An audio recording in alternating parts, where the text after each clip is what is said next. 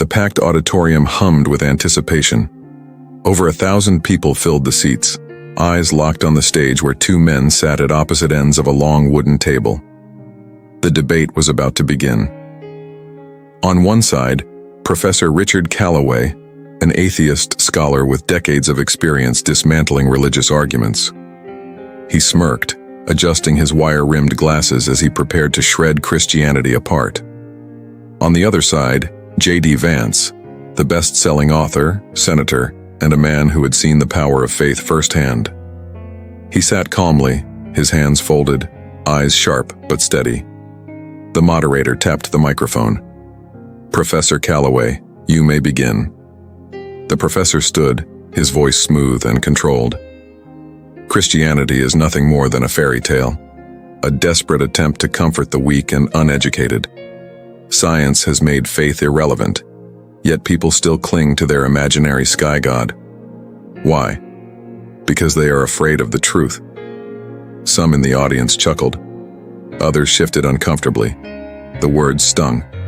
JD Vance didn't flinch. He simply waited. The professor leaned forward. "Mr. Vance, you claim to be an intelligent man. Explain to me, why should anyone believe in God when science proves otherwise?" The crowd fell silent. Everyone was waiting for JD's response, and when he finally spoke, his words changed everything. JD Vance took a slow breath before speaking. His voice was calm but carried weight, like a man who knew exactly what he was about to do. "Professor," he began, "you claim that science has made faith irrelevant.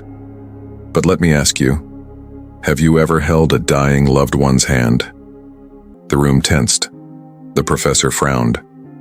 "That has nothing to do with—" "Answer the question," JD pressed. The professor hesitated. "Yes, I have." JD nodded. "And when that moment came, did science comfort you? Did equations explain the ache in your heart? Or did something deeper, something beyond the material world, stir inside you?" The professor's lips parted slightly, but he didn't respond. JD leaned forward. "You say faith is for the weak, but some of the greatest minds in history, Newton, Einstein, Pascal, believed in God. Were they weak, or did they understand something you refuse to see?" The audience murmured. The professor's confidence wavered. JD wasn't finished.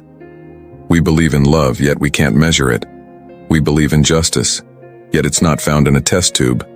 Some things are real even when we can't see them, and that's why faith matters." The room was dead silent. The professor looked shaken. Then JD said something that made the entire auditorium gasp. JD's eyes locked onto the professor's. "You once believed, didn't you?" The professor's face paled. "That's ridiculous." JD didn't let up. "You weren't always like this. Something happened, something that made you turn away from God." The professor's hands clenched into fists. The audience leaned forward breathless. JD's voice softened. "I know because I've seen it before. A man loses his child. A woman watches her husband waste away. The pain is too much, and so they turn their anger toward God, convincing themselves he never existed." A few gasps escaped the crowd. Some older audience members wiped their eyes. JD's words hit deep. The professor's jaw tightened. His eyes glistened under the stage lights. He looked away. JD's voice was barely above a whisper. "Who did you lose?" The professor shot up from his chair. "This is nonsense." His voice cracked. JD didn't move. "You don't hate God because he isn't real. You hate him because you feel abandoned." The professor turned his back to the audience, his shoulders shaking. A heavy silence filled the room. JD Vance had just done the impossible. He cracked the armor of a man who had spent his life mocking faith, and the debate was far from over. The professor's hands trembled as he gripped the edges of the podium. The audience could see it. His arrogance had cracked. JD Vance didn't move. His voice was steady but gentle. "Tell them, Professor Callaway. Tell them what happened." Callaway clenched his jaw. "This debate is about facts, not my personal life. JD's eyes softened. But it is personal. You don't attack Christianity because you don't believe in God. You attack it because you feel betrayed by him. The professor's lips pressed into a thin line. He turned to the audience, but he saw something unexpected. Faces full of sorrow, not mockery. Some had tears in their eyes. JD continued, "I once met a man who walked away from faith after losing his daughter. He said, if God was real, he wouldn't have let her die." JD paused, his voice quieter now. "Was that man you, Professor?" A single tear slipped down Calloway's cheek. He wiped it away quickly. But the silence in the auditorium was deafening. The world saw him as a proud intellectual, but in this moment, he was just a man, broken, grieving, lost. JD had touched a wound that had never healed. The professor stared at JD, his breath shaky. The audience held theirs. Then he did something no one expected. He sat down. His head dropped into his hands. The room was silent except for the quiet sound of his breathing. Deep, uneven. JD didn't push him. He simply waited. Then in a voice so low that only those in the front row could hear, Calloway whispered. Her name was Emily. JD leaned forward. "Your daughter?" Calloway nodded. His shoulders trembled. "She was only 6. A woman in the front row covered her mouth, her eyes welling with tears. An elderly man pulled out a handkerchief, dabbing his eyes. Calloway swallowed hard. She got sick. It happened so fast. One day she was laughing, running in the backyard. The next she was... His voice cracked. Gone. He clenched his fists. I prayed. I begged God to save her, but he didn't. He looked up, his face twisted in pain. So don't tell me he cares. The words cut deep. JD took a breath. I won't tell you that, Professor. Then he added something that made the professor freeze. But I will tell you that he cried with you. The professor stared at JD, confusion and anger mixing in his expression. What? JD's voice was gentle. You think God didn't care, but when Jesus stood at the tomb of his friend Lazarus, he knew he would raise him from the dead. And yet, he wept. The audience was silent. JD leaned in. Why? Why did Jesus cry when he knew the ending? He shook his head.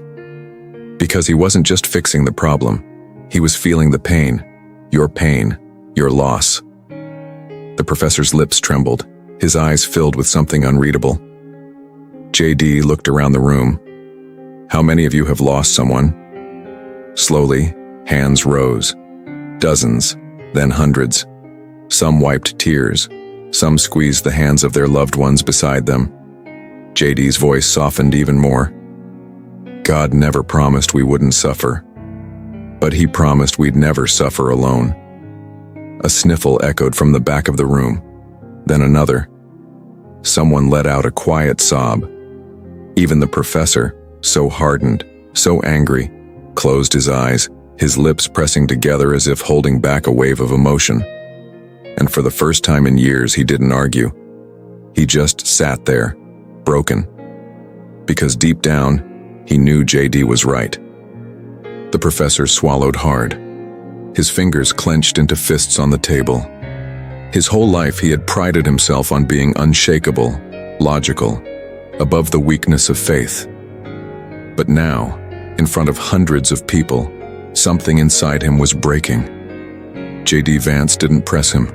He just sat there, watching, waiting. The professor finally spoke, his voice barely above a whisper. I was holding her hand when she took her last breath. His eyes glistened with unshed tears. And in that moment I begged God, if he was real, to save her. But nothing happened. Just silence. Just nothing. JD leaned forward, his voice gentle. So you turned away. The professor looked down at his hands. His voice cracked. I didn't just turn away. I made it my mission to prove he never existed. He let out a bitter laugh. Because if I could convince myself, Maybe the pain would go away. A hush fell over the room. Some audience members were openly weeping now. Older men and women who had buried loved ones, who knew the kind of pain Calloway carried. JD's next words were unexpected. Did it work? The professor looked up, his lips trembling. And then, he shook his head. The room felt frozen in time. People barely breathed, waiting for what would come next. JD Vance spoke with a quiet strength. All these years, you've been trying to erase God, but the pain never left, did it? The professor blinked rapidly as if trying to hold back tears. No, it didn't. JD nodded slowly. Because the truth is, you never stopped believing. You were just too hurt to admit it. The professor's lips parted slightly. He looked like he wanted to protest, but no words came out. JD continued. Your love for Emily, that wasn't just science. That wasn't neurons firing in your brain. That was real. That was the kind of love that doesn't die. And where do you think love like that comes from? Calloway swallowed hard. He opened his mouth, then closed it. JD's voice softened even more. What if God never left you, Professor? What if he was holding you even in the silence? A choked sob broke from the front row. An elderly woman covered her face, weeping. A man beside her gripped her hand. The professor's eyes glistened, his walls crumbling. And then, after decades of denial, he whispered, I don't know. The professor leaned back in his chair, exhaling shakily. For the first time in years, he admitted the truth. Not to the audience, not even to JD, but to himself. He didn't have all the answers. JD Vance let the silence hang for a moment before speaking. You don't have to know everything right now, but you do have a choice. The professor frowned slightly. A choice? JD nodded. You can keep running, keep pushing away the one who never stopped loving you. He paused. Or, you can let go of the anger. You can finally rest. Tears spilled down the professor's cheeks. He looked out at the audience, seeing hundreds of faces, many of them crying. For the first time, he realized he wasn't alone in his pain. I don't know how to come back, he admitted in a broken whisper. JD's lips curled into the smallest smile. You don't have to. God never left. A sob racked through the professor's body, and in that moment something inside him shattered. Something that had kept him prisoner for decades. Something that was finally setting him free. The professor's sobs filled the silent auditorium. The audience watched, spellbound. Some wiped their eyes, others whispered prayers. JD Vance sat still, letting the moment unfold. He had spent his life debating, but he knew this wasn't just a debate anymore. This was something deeper. The professor finally spoke, his voice hoarse. If God never left me, why did I feel so alone? JD's eyes were full of compassion. Because pain can be so loud we can't hear him. He paused. But he was there, Professor. In the doctors who tried to save Emily. In the nurse who held your hand at the funeral. In the strangers who wept with you. Though they didn't know your pain. The professor's face twisted. He remembered. He had shut himself away, but the memories came flooding back. His wife whispering prayers, an old friend sitting in silence beside him, the way his daughter's tiny fingers had curled around his before she left this world. Tears streamed down his face. JD leaned forward. God wasn't silent, Professor. You just couldn't hear him over your grief. The professor covered his face. The weight of years crashed down on him. And for the first time in decades, he didn't fight it. A single quiet voice broke the silence. I lost my son. The words came from the audience. An elderly man with silver hair stood, his face wet with tears. His voice shook. I lost my son in Vietnam. I hated God for it. I told myself he wasn't real. But deep down, I still wanted him to be. Another voice spoke up. I lost my wife last year. I begged God to take me instead. A woman, holding a handkerchief to her face, choked on a sob. Then another. My daughter was stillborn. I thought I'd never believe again. One by one, people stood. The professor looked around, his tear-filled eyes scanning the room. This wasn't just his pain. It was their pain. And yet, they were still here, still searching, still hoping. JD's voice was steady. Faith isn't about never breaking. It's about knowing you don't have to stay broken. The professor stared at him. His lips trembled. He had spent a lifetime tearing down faith, but now, with hundreds of people standing, confessing their grief, their lost hope, their search for God, he didn't feel so alone anymore. The professor took a shaky breath, then another. The audience was waiting. Finally, he spoke. What do I do? His voice was raw, barely above a whisper, but JD heard it. JD smiled, his eyes kind. You don't have to do anything. He gestured to the crowd. Look around. You were never alone, and neither is your daughter. The professor's breath hitched. What do you mean? JD's voice was quiet but firm. If God is real, and if love never dies, then Emily isn't gone. You will see her again.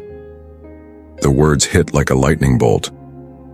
The professor clutched his chest as if the air had been knocked out of him. His entire life, he had convinced himself that death was the end. But what if it wasn't? Tears poured down his face. He looked up, his voice shaking. Then, I want to believe. A collective gasp filled the room. And just like that, the man who had spent a lifetime fighting God took his first step back home. The professor sat frozen, his hands trembling on the table. His words hung in the air. I want to believe.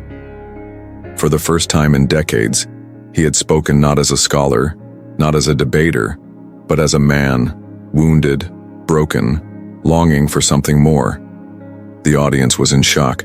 Some wept openly, others bowed their heads. The room felt sacred, as if something unseen was moving through it. JD Vance exhaled slowly, his eyes never leaving the professor's. Belief isn't about having all the answers, Professor. It's about surrendering the need to control everything. The professor looked up, his voice hoarse. But I don't know how to pray. I don't even know where to start. JD smiled gently. You just did. The professor's lips quivered, his body trembled. And then, without shame, without pride, he broke. A sob tore from his throat, raw and unfiltered. The kind of sob that comes from years of carrying something too heavy to bear. And then, from somewhere in the audience, a voice began to sing. Amazing grace, how sweet the sound. One by one, others joined. And for the first time in his life, the professor listened. The professor had spent his life running from God. But now, as the voices of hundreds of people rose in song, something inside him shifted. He felt warmth, deep, steady, unlike anything he had known before. It was like standing in the sunlight after years in the cold. His heart pounded. Tears streamed down his face. He didn't understand it, but he didn't need to. JD placed a gentle hand on his shoulder. You're not alone, Professor. You never were. The professor inhaled sharply. Memories flooded back. The night Emily was born, the way she had giggled in his arms, the whispered prayers of his wife when she thought he wasn't listening. All this time, he had believed God was absent.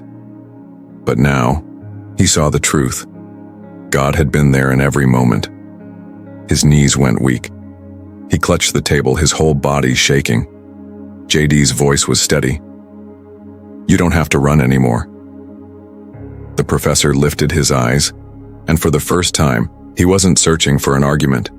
He was searching for home. A hush fell over the auditorium. Every eye was locked on the professor. Slowly, shakily, he stood.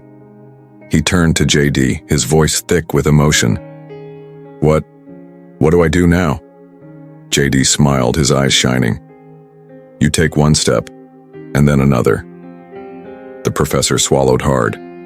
He looked out at the audience, At the hundreds of faces, some weeping, some smiling, all waiting. And then, with trembling lips, he whispered the words that would change his life forever. God, if you're there, I need you. A woman in the front row gasped. A man covered his mouth, tears slipping down his wrinkled face. The professor pressed a hand to his chest, his breath ragged. And then, peace. A warmth so deep, so powerful, it nearly knocked him to his knees. JD stepped forward, his voice filled with joy. Welcome home. The audience erupted. Some clapped, others sobbed. And the professor, once the strongest enemy of faith, closed his eyes and wept in the arms of the God he had spent his life denying. The professor stood in the middle of the stage, his body trembling. For years he had built walls around his heart, walls made of doubt, pain, and anger. But now, those walls were crumbling. Tears streamed down his face as he looked at JD Vance. His voice, once sharp with arrogance, was now barely above a whisper. I don't deserve this. JD smiled, his eyes full of understanding. None of us do. That's the beauty of grace. The professor swallowed hard. He had spent his life debating, proving, disproving. But this wasn't something to be argued. It was something to be received. He took a deep breath and closed his eyes. God, if you're there, if you really never left me, I don't want to run anymore. The silence that followed was deafening. And then, something happened. The professor's shoulders relaxed, as if a great weight had lifted. His chest rose and fell in slow, steady breaths. He wiped his eyes, but the tears kept coming. Not from sorrow, but from something new. Peace. For the first time since Emily's death, he was free. The moment was unlike anything the audience had ever seen. Some had come expecting a debate. They had expected facts and logic, wins and losses. But what they witnessed was something else. A man being found. JD Vance reached out his hand. The professor took it, gripping it tightly. Then something even more powerful happened. One by one, people in the audience stood up. Some lifted their hands in prayer. Others wept openly. An elderly man clutched his chest and whispered, God, I believe. A woman in the back whispered, I haven't prayed in years, but tonight I will. The atmosphere changed. This was no longer a debate. It was a revival. Even those who had come to mock, who had laughed at faith, sat in stunned silence. Some of them, despite themselves, wiped away tears. The professor turned to the audience, his voice was raw. I was wrong, he admitted.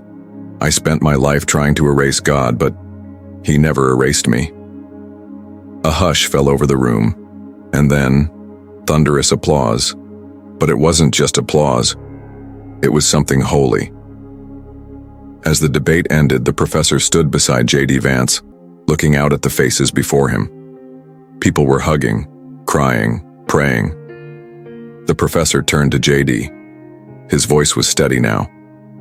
I don't know what comes next, but I know I can't go back to the man I was. JD smiled. You won't have to. The professor exhaled. He looked up, and for the first time in decades, he wasn't looking for an argument. He was looking toward hope. The moderator stepped forward. His hands shook as he held the microphone. His voice was thick with emotion. Ladies and gentlemen, I don't think we just witnessed a debate tonight. He took a deep breath. I think we witnessed a miracle. The audience erupted into cheers, but the professor barely heard them, because inside his heart a quiet voice whispered, Welcome home.